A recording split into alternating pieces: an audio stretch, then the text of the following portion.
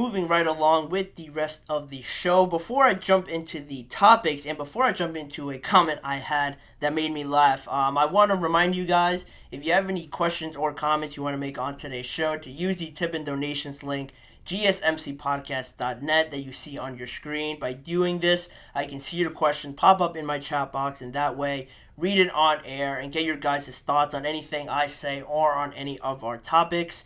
It's a massive help for this show, and if you would, please use the tip and donations link, GSMCPodcast.net, for helping the show out a little bit here. And in saying that, I did get a comment. I was just having some trouble with my chat box before not showing up. But from Kelsey, are you in a closet? No, Kelsey, I'm not in a closet. I'm actually in front of my closet here. This is where I can get the best lighting, Kelsey.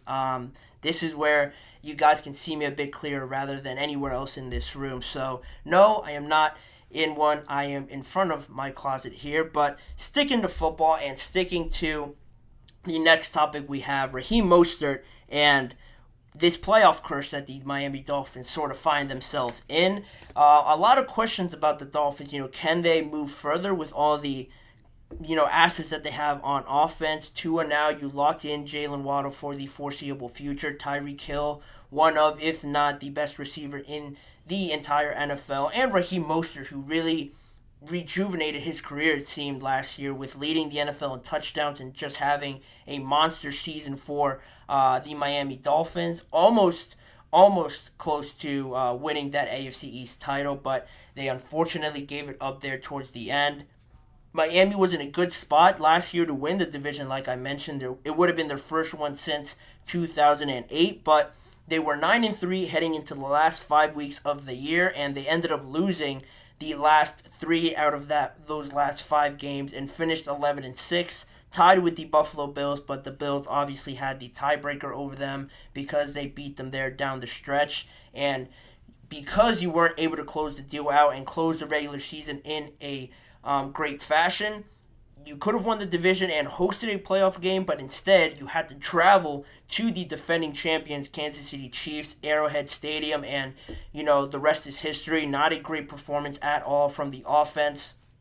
Rather than having some sort of home field advantage with the Heat, being down there in Miami, being in your own bed, having everything very good and tailored for you to have the best chance to win, you have to travel to Arrowhead, play in the freezing cold, which I can't even imagine what that feels like. I'm not a cold guy. I'm not a cold weather guy, and just the thought of getting hit over and over again in that football game, there wasn't a lot of passing, so the running backs and the offensive linemen were really going through it, I would have to imagine, and that just did not spell out to be a good situation for the Miami Dolphins, and they obviously lost and continued their playoff drought that has been extended now. Over the last 5 playoff appearances, they've all been one and dones.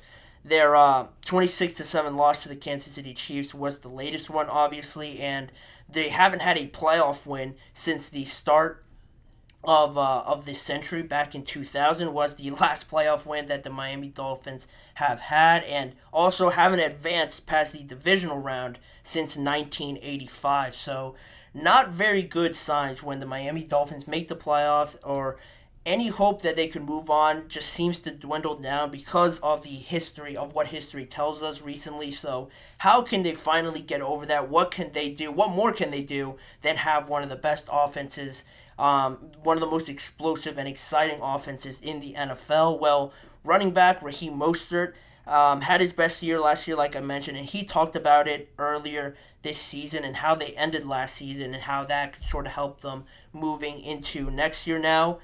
He said, "We're an outstanding team, and it has to just click at the end of the year. I was telling the reporters, man, I take an 0-8 start to make it deep into the playoffs, right? And trying to get to the championship round. One of our biggest kryptonites has always been that first round." And he also emphasized how everyone having the mentality towards the end of the year was something else that he took notice of, and just something that everybody needs to correct once it really becomes crunch time and once it really gets to the nitty gritty and you have to put out your best performances, or else it not to say that the whole regular season and everything you've done goes to waste, but it certainly almost feels like that when you put in the work, you've put in the work to have a great record, and then the first round comes, and not only do you feel like you've let everybody down, but you feel even worse because you had it in your hands and you let that slip by, but you still made the playoffs and you found yourself in a tougher situation, and you just can't recover from that mentally. Again, like he mentioned, it really just checks you out at that moment because you're let down for not winning the division. Now you have to travel to Arrowhead, and you're just not in it mentally. And also the injuries that they had as well. Jalen Waddle didn't play in that playoff game against the Kansas City Chiefs, so that's another thing. And on the topic of home field advantage, having the division in your hands stings even more because the last three of the last five playoff losses that they've had have been on the road. So other than those two other losses that were at home to the Baltimore Ravens, which isn't something to be too ashamed of in those early 2000 Baltimore Ravens, one of their best teams in recent memory. Those defenses were off the charts. So those, people can give you a pass on, but the other three were on the road. So just emphasizing more of that home field advantage that I really think the Dolphins need, especially to just get over the hump. To get over that hump. If you're at home, it gives you the best chance to at least, have a sigh of relief and have the best chance. If you win that game, it's the weight is off your shoulders a little bit, and that gives you a bit more confidence to maybe next time when you are in a situation where you're on the road, maybe you have more confidence now because you've at least already done it at home in a playoff game. So to get over the hump and finally break that curse, they're definitely going to be having to play at home, in my opinion. And my sort of doubts around the whole situation really just has to do more with consistency rather than just having the mentality and just be clicking at the same time there towards the end. To me, consistency with this Dolphins team is the biggest thing, just because it's one thing to stay healthy and have the momentum right at the right time, right? Like Raheem Mostert alluded to, but there were some games where they were ugly games where the Dolphins only put up 14 and 19 points, and they had an easier schedule last year rather than this year, where towards the tail end of that, they could find themselves in a similar situation where they have a gauntlet of teams that they play. I know that they have the Packers in there. I think they have the Houston Texans in there. The Bills they might have twice, and the New York Jets. So the end of season in 2024 is not going to be any easier than it was last year.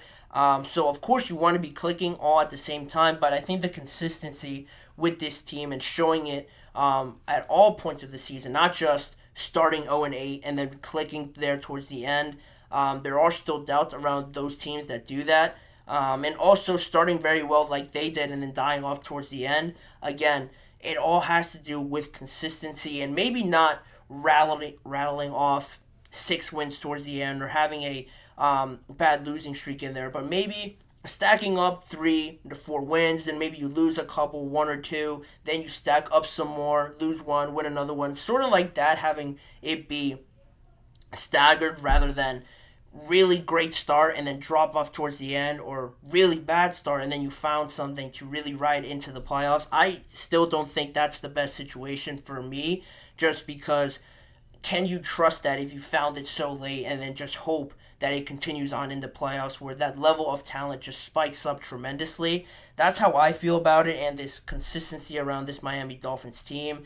Is it more so about just finishing and having the mentality rather than trying to carry the consistency of the playing level at all points in the season? Because at some points, like I mentioned, the level of play from the Dolphins wasn't up to standard, and I just don't think they could rely on that to just click and expect it just because they have great players on the offensive side of the ball. But that's just me. Those are the comments Raheem Mostert said.